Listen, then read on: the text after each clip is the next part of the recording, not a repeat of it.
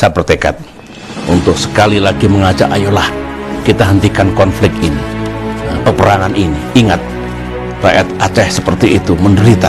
Ayo kita bangun kembali.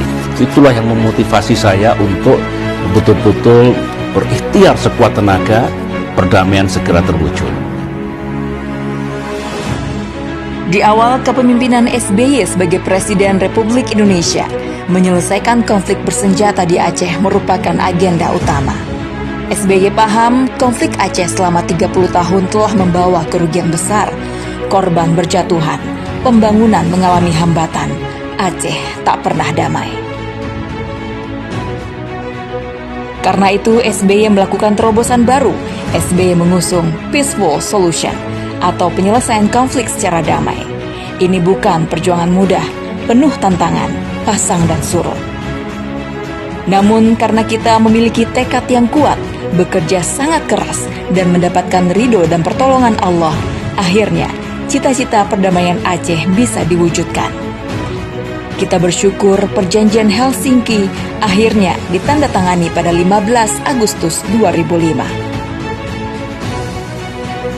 Provinsi Nangro Aceh Darussalam hari ini membuka lembaran baru dengan ditandatanganinya perjanjian damai antara pemerintah Republik Indonesia dan Gerakan Aceh Merdeka.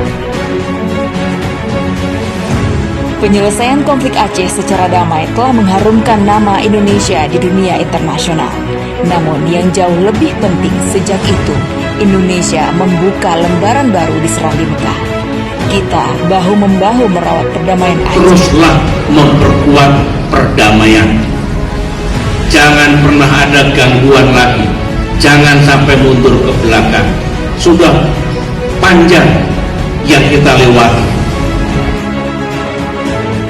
Atas pencapaian ini, tak salah kiranya apabila banyak yang mendapuk SBY sebagai bapak perdamaian Aceh.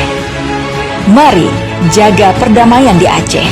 Mari bangun Aceh yang lebih adil dan sejahtera.